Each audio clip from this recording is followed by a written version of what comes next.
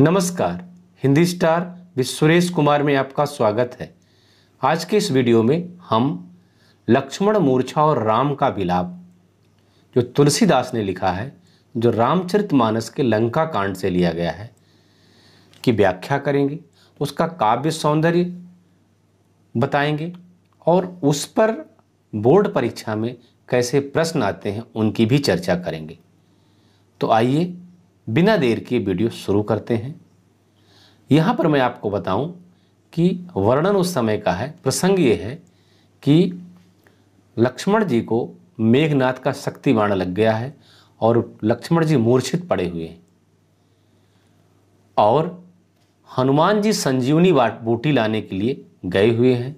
संजीवनी बूटी लेके लौट रहे हैं रास्ते में, तो भरत ने उन्हें कोई दैत्य समझ करके अपने बाण से नीचे उतार लिया, नीचे गिरा लिया।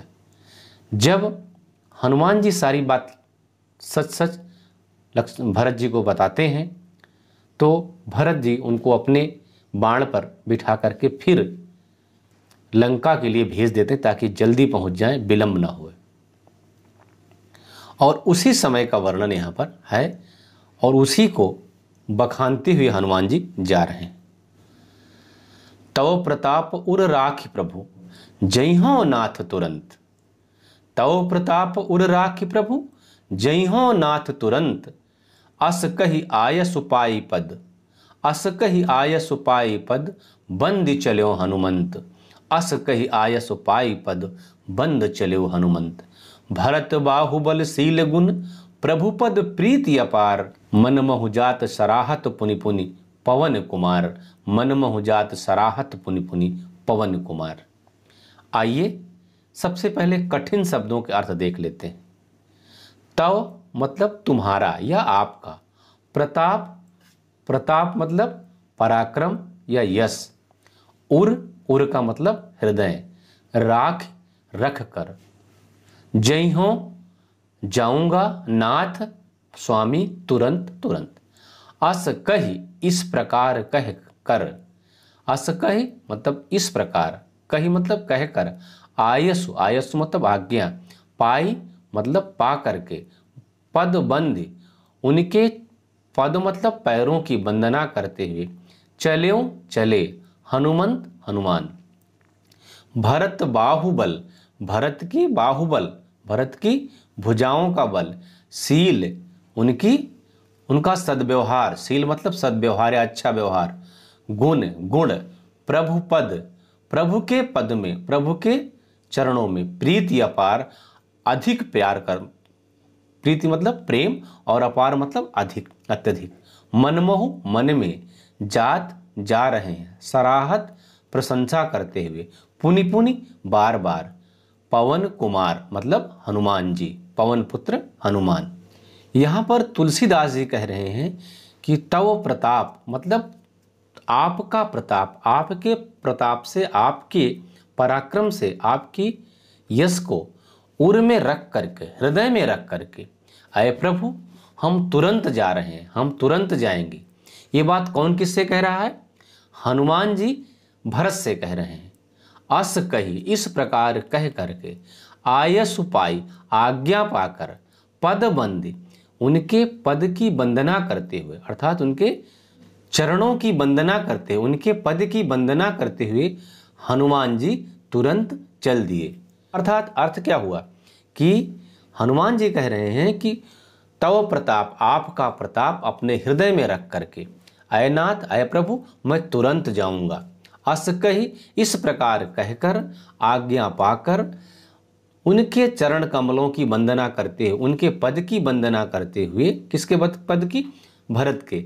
हनुमान जी तुरंत चल दिए और रास्ते में जब जा रहे हैं तो मन ही मन प्रशंसा कर रहे हैं, सराहना कर रहे हैं बार बार। कौन? हनुमान जी। किसकी प्रशंसा कर रहे हैं? भरत के बाहुबल की, भरत के शील की, सद्व्यवहार की, उनके गुण की और उनके प्रति अपार प्यार प्रकट कर रहे हैं। कौन? भरत के प्रति कौन प्यार प्रकट कर रहा है? हनुमान जी। फिर क्या कह रहे हैं? जब हनुमान जी जा रहे हैं तो मन माहु, मन में ही सराहना करते हुए, अर्थात प्रशंसा करते हुए बार बार। कौन? हनुमान जी। किसकी सराहना कर रहे हैं? भरत के बाहुबल के, भरत के शील की अर्थात सद्व्यवहार की, उनके गुण की, और प्रभु के चरणों में अधिक प्रीति रखते हुए, अधिक प्रेम रखते हुए, अपार प्रीत लिए हुए हनुमान जी चले जा रहे हैं। काव्य सौंदर्य, भाषा शुद्ध साहित्यिक अवधि है, छंद दोहा है, पद में लय तुक और गेयता का सुंदर समन्वय है, शांत रस और प्रसाद गुण संपन्न भाषा है, शब्द शक्ति अभिधा है, और अनुप्रास अलंकार कहाँ कहाँ पर है? पाई पद मन मह अनुप्रास अलंकार है। हनुमान ने भरत को क्या आश्वासन दिया?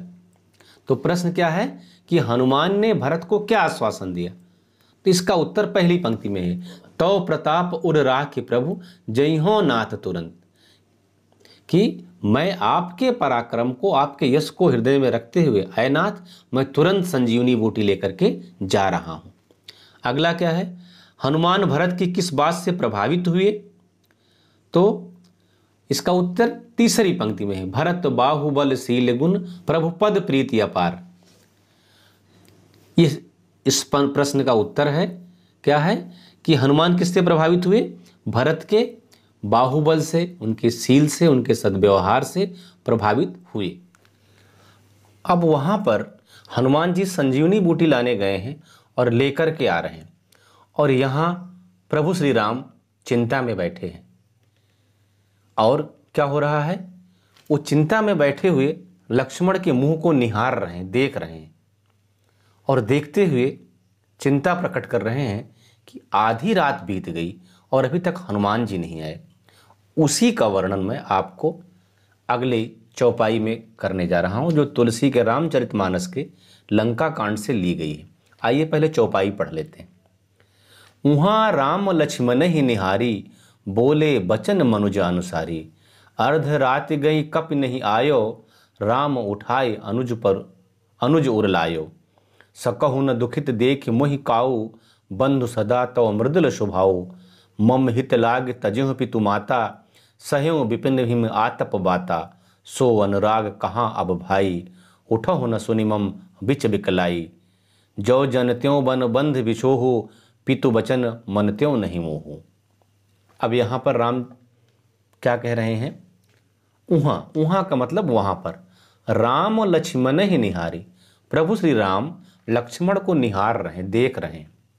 बोले बचन मनुज अनुसारी, साधारण मनुष्य की तरह बात बोल रहे हैं। बोले बचन मतलब वचन बोल रहे हैं, बात बोल रहे हैं।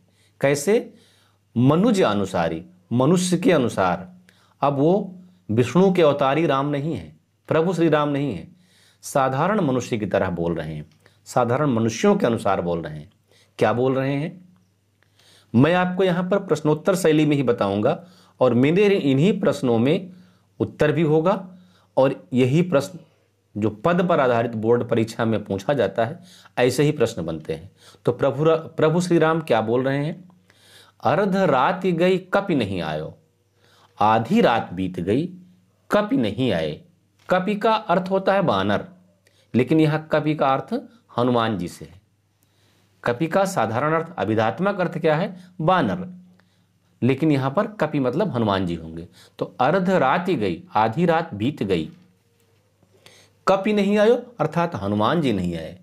राम उठाए अनुज उर लायो, राम ने उठा करके अनुज को, अनुज कौन है? अनुज मतलब होता है छोटे भाई, अग्रज मतलब बड़ा भाई, अनुज मतलब छोटा भाई। तो अनुज को हृदय में लगाया, ऐसा उठाया और ऐसे अपने हृदय में लगा करके, और ऐसे लक्ष्मण को देख रहे हैं। क्यों? लक्ष्मण जी मूर्छित हैं, शक्ति बाण उनको लगा हुआ है, प्राण बचेंगे या नहीं बचेंगे कोई नहीं जानता है।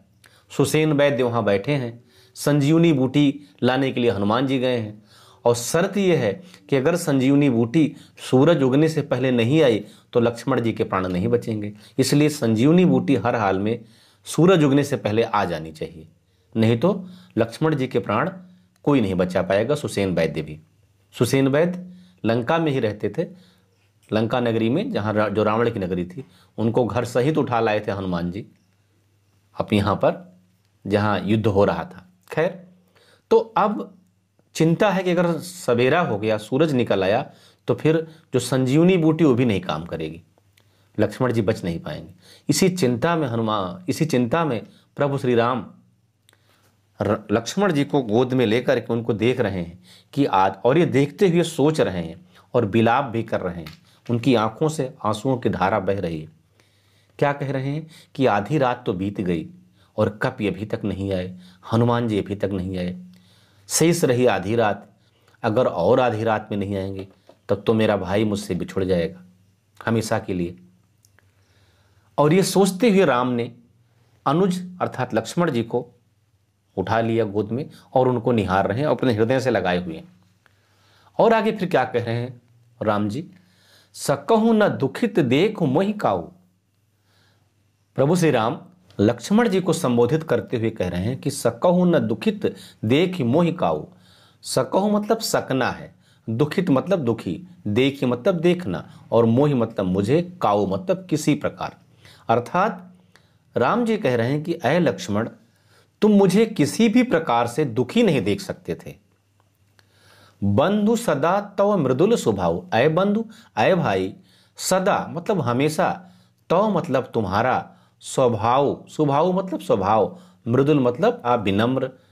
तो कह रहे हैं कि अय बंधु, तुम्हारा स्वभाव हमेशा से बड़ा मृदुल रहा है, बड़ा विनम्र रहा है, बड़ा शीलवान रहे हो, और तुम मुझे कभी भी दुखी नहीं देखना चाहते थे। और तभी तो कि मम हित लाग तजेहो पितु माता, तुम मुझे इतना प्यार करते हो कि मेरे हित के लिए, मम हित मेरे हित के लिए, मम मतलब मेरे हित के लिए, लाग मेरे हित के, लाग मतलब मेरे हित के लिए, तजेहु, तजेहु मतलब त्याग दिया, पितु माता, माता पिता को भी छोड़ा। और क्या किया, सहेऊ विपिन हिम आतप बाता। सहेऊ मतलब सहा, और क्या सहा, क्या विपिन, विपिन मतलब जंगल में, वन में, हिम कड़ाके की सर्दी, आतप गर्मी धूप, वाता वायु, वात मतलब हवा होती है, और यहाँ तूफान हवा ये होगा। तो प्रभु श्री राम क्या कह रहे हैं कि अय लक्ष्मण, तुमने मेरे लिए माता पिता को भी त्याग दिया, मेरे ही हित में वन वन भटके, तरह तरह के कष्ट उठाए, कड़ाके की सर्दी झेली, गर्मी झेली, और तूफान झंझा भी झेला। तो अब कह रहे हैं प्रभु श्री राम कि सो अनुराग कहाँ अब भाई। अय भाई, वो अनुराग अब कहाँ गया। अनुराग का मतलब प्रेम। राम जी लक्ष्मण जी को कह रहे हैं कि अय लक्ष्मण, वो अनुराग तुम्हारा कहाँ गया जो तुम्हारा मेरे प्रति था। जिस अनुराग के कारण, जिस प्रेम के कारण तुमने माता पिता छोड़ दिया, जिस प्रेम के कारण तुमने मेरे लिए जंगल जंगल, सर्दी गर्मी बरसात झंझा तूफान सब झेला, वो प्रेम तुम्हारा कहाँ गया। उठो उठो, न सुनि मम बच विकलाई। मेरे व्याकुल वचनों को सुनकर तुम उठते क्यों नहीं हो, अपना प्रेम दिखाते क्यों नहीं। प्रभु श्री राम रो रहे हैं, साधारण मनुष्य की तरह विलाप कर रहे हैं और लक्ष्मण से संवाद कर रहे हैं, जो लक्ष्मण मूर्छित अवस्था में। जाहिर सी बात है, किसी के भाई अगर इस तरह से होगा, जो उसे बहुत प्रेम करता होगा, तो उसका यही हाल होगा। और प्रभु श्री राम प्रभु हैं, लेकिन इस धरती पर अवतरित हुए हैं मनुष्य के रूप में, तो मनुष्य की तरह व्यवहार करना स्वाभाविक है, और यहाँ प्रभु मनुष्य जैसा ही व्यवहार कर रहे हैं। फिर आगे क्या कह रहे हैं प्रभु श्री राम कि ज्यों जनत्यों बन बंध बिछो हूँ। ज्यों यदि, जनत्यों जानता, कि बन बंध बिछे हूँ, बन बंध बिछो हूँ, वन में जाने पर, वनवास में आने पर, बंधु बिछो हूँ। बंधु मतलब भाई का, बिछोह, बिछोह मतलब वियोग, मतलब अगर मैं जानता कि बन जाने पर मेरा भाई मुझसे बिछुड़ जाएगा, भाई का बिछोह सहना पड़ेगा, भाई का वियोग सहना पड़ेगा, पितु बचन मन त्यों नहीं हूँ, तब मैं पिता की बात भी नहीं मानता। आप जानते होंगे कि राम को वनवास क्यों हुआ था। आप ये भी जानते होंगे, ये प्रचलित है कि रघुकुल रीति सदा चली आई, प्राण जाहि पर वचन न जाई। ये कहा जाता है कि रघुकुल में, जिस वंश के प्रभु श्री राम हैं, वहाँ की रीति है, वहाँ का रिवाज है कि प्राण भले चले जाएं लेकिन वचन नहीं जाएगी।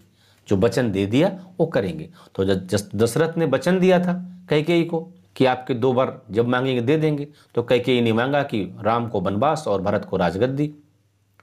तो पिता को धर्म संकट में न डाल करके राम ने वनवास का रास्ता ले लिया। वो बात अलग है कि पुत्र शोक में दशरथ जी की मृत्यु हो गई, स्वर्गवास उनका हो गया। तो वही यहाँ पर राम जी कह रहे हैं कि जो जन त्यों बन बंद बिछो हूँ, अगर मैं जानता कि बन जाने से, वनवास में आने से मुझे बंधु का बिछोह सहना पड़ेगा, भाई की बिछुड़न सहनी पड़ेगी, भाई का वियोग सहना पड़ेगा, तो पितु बचन मनत्यो नहीं, मैं पिता की वचन भी नहीं मानता। ये बहुत बड़ी बात है। जिस परंपरा में हो कि वचन सबसे महत्वपूर्ण है, वहाँ राम का ये कहना कि अगर मैं जानता कि वन में जाकर मेरा बंधु मुझसे बिछुड़ जाएगा तो मैं पिता की वचन नहीं मानता। थोड़ा काव्य सौंदर्य देख लेते हैं। तो अवधी भाषा है इसमें, साहित्यिक अवधि, चौपाई छंद है, ये भी आप जान रहे होंगे, और करुण रस है और प्रसाद गुण है इसमें। चित्रात्मक शैली है, मतलब आप पढ़ते समय महसूस कर रहे होंगे इसका अर्थ जब मैं बता रहा हूं तो दृश्य आपके सामने उपस्थित हो जा रहा होगा। तो इसलिए तुलसी ने बड़ा सुंदर दृश्य बिंब यहाँ पर उपस्थित किया है। और एक जो बहुत बड़ी विशेषता है, जो एकल संवाद योजना है। एकल संवाद योजना क्या है? राम जो है अकेले ही संवाद कर रहे हैं। किसके? लक्ष्मण से। लक्ष्मण तो मूर्छित हैं, बेहोश हैं, वो तो बोल नहीं सकते, तो अकेले लक्ष्मण से राम बात कर रहे हैं। तो राम की जो एकल संवाद योजना इस चौपाई में है, वो कविता के इस चौपाई के सौंदर्य को बहुत ही अद्भुत बना दे रही है। और तुलसी की ये काव्य कला है जो तुलसी को बाकी कवियों से अलग करती है, तुलसी को भक्ति काल के कवियों में एक विशेष स्थान देती है। तो इस तरह से इसका ये काव्य सौंदर्य हो गया। और प्रश्नों की चर्चा मैंने इसके दौरान कर दी कि प्रश्न कहाँ कहाँ से बनेंगे। जैसे यहाँ पर ये प्रश्न बन सकता है कि प्रभु श्री राम चिंतित क्यों हैं? क्यों चिंतित हैं? आधी रात बीत गई है और अभी तक हनुमान जी आए नहीं, और अगर रात बीत जाएगी, सवेरा हो जाएगा, हनुमान जी नहीं आएंगे तो क्या होगा? लक्ष्मण जी के प्राण बचना असंभव हो जाएगा। इस वीडियो में हम लक्ष्मण मूर्छा और राम विलाप का इतना ही अंश पढ़ाते हैं, क्योंकि वीडियो बहुत बड़ा हो जाएगा। बचा हुआ अंश हम अगले वीडियो में लेकर आएंगे। अगर आप चैनल पर नए हो तो सब्सक्राइब कर दीजिएगा, ताकि हम आपके लिए और अच्छे अच्छे वीडियो लाते रहें, और बेल आइकन दबा दीजिएगा ताकि आपको मेरे हर आने वाली वीडियो की नोटिफिकेशन मिलती रहे। वीडियो अच्छा लगे तो लाइक ज़रूर कर दीजिएगा, क्योंकि आपके एक लाइक से हमें बहुत ऊर्जा मिलती है, हमें लगता है कि हमने कुछ किया है। देखिए, आपको अगर कुछ अच्छा लगता है या नहीं अच्छा लगता है तो कमेंट जरूर कीजिए, क्योंकि मैं हर कमेंट पर रिस्पॉन्ड करता हूँ। आपका लाइक करना, आपका कमेंट करना, ये जाहिर करता है कि आप वीडियो देख रहे हैं और पढ़ रहे हैं। किसी पढ़ाने वाले शिक्षक की सार्थकता तभी है जब उससे कोई कुछ सीखता है। अगर हम पढ़ा रहे हैं, बेशक अच्छा पढ़ा रहे हों, लेकिन आप उससे कुछ सीख नहीं पाए तो हमारा पढ़ाना व्यर्थ है, सार्थकता उसकी स्वतः समाप्त हो जाती है। लेकिन हम पढ़ा रहे हैं और उससे आप सीख रहे हैं, उससे आप में कुछ परिवर्तन आ रहा है, कुछ लाभ आपको मिल रहा है, तो हमारे पढ़ाने की सार्थकता स्वतः सिद्ध हो जाती है। तो इसलिए आपको अगर कुछ और चाहिए, कुछ सुझाव देना चाहते हैं तो कमेंट जरूर कीजिए कि इसमें क्या अच्छा है और क्या खराब है। तो मैं इस वीडियो को यहीं रोकता हूँ। वीडियो देखने के लिए बहुत बहुत धन्यवाद। मिलते हैं अगले वीडियो में कुछ नई जानकारी के साथ। तब तक के लिए जय हिंद, वंदे मातरम।